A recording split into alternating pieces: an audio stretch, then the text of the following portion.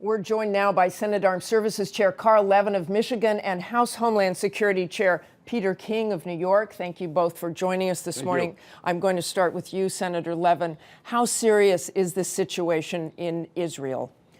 Well, it's very serious, and Hamas has obviously made it serious. They've decided that they're going to attack Israel with rockets, and Israel has decided, as every country, I think, would decide, they're going to defend themselves. And do you believe this will escalate? It could escalate, and I think the potential is there. However, President Obama and others are doing their very best to see if they can't turn Hamas's attacks off. And the role of Iron Dome here should always be remembered. It's a very critical weapon system. It's a defensive system.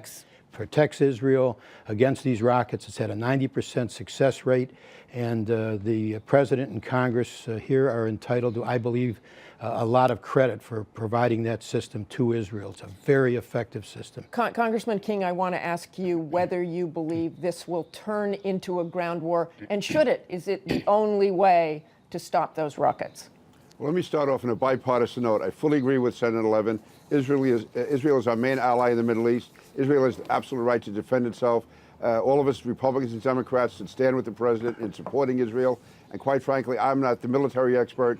I was a Spec 5 in the Army. That's as far as I got. But having said that, I think Israel should do whatever it has to do to defend itself. Obviously, the president is going to work diplomatic channels, but I'm not in a position, and nor do I want to, be second-guess what Israel has to do. Obviously, no one wants a ground war, but Israel has to determine what it has to do to preserve its security. Senator Levin, President Obama has been in touch with both sides. What do you think of the response by the Egyptians? It's pretty weak so far, from what I can tell. The Egyptians have a real interest here in the region not exploding, in the peace agreement continuing to be abided by them, the agreement that they have with Israel.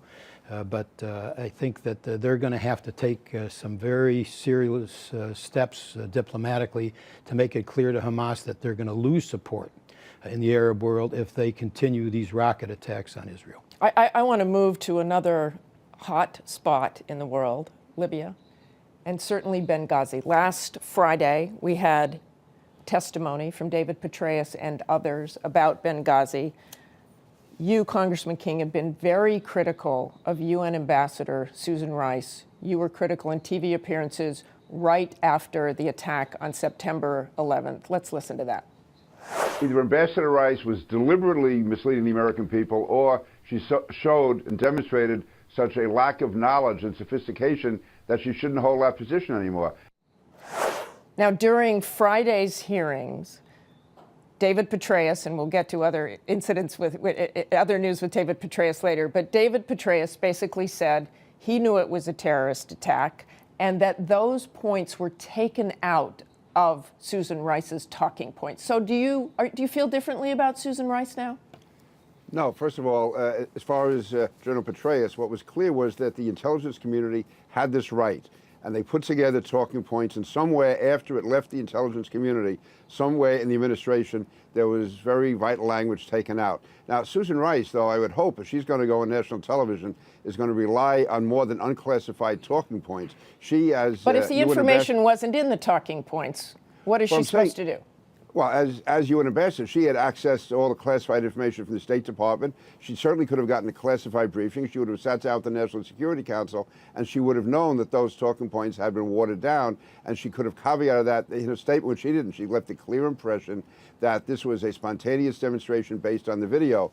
And if, as President Obama said, don't blame Susan Rice because she had nothing to do with Benghazi, then why do they send her out as the representative to the American people? Senator Levin, there are some who are calling for Watergate-style hearings because of this. First, your reaction about Susan Rice. Well, it's one of the most unfair attacks I've ever seen in Washington in 34 years.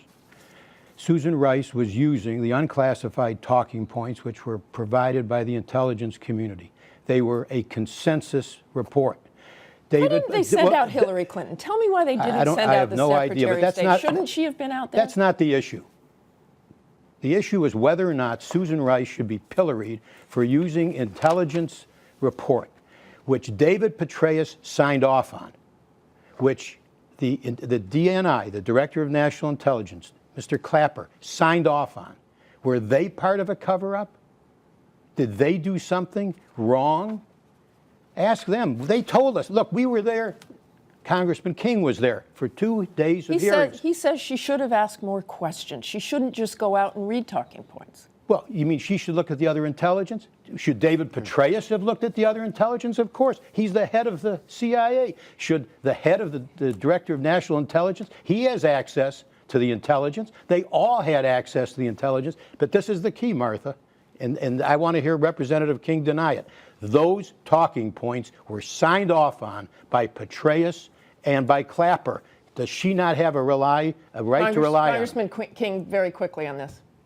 No, the fact is that when General Clapper and General Petraeus signed off on those talking points, it had different language in them. When they went over to the administration, we don't know whether it was the White House, the National Security Council, the Justice Department, or the Defense Department, that language was changed. That was not the language that was sent over by the intelligence community. They signed that was off, a consensus. They signed off Gentlemen, on the final. Now, wait a minute. They signed off on those talking points. You've made the point. You've Okay. made the point. Yeah. I want to move on. Well, they had no choice. They had no choice at that stage. I want to move on to the other changed. issues with David Petraeus. He again was in giving testimony on the Hill. What was the mood like, given the sex scandal surrounding him?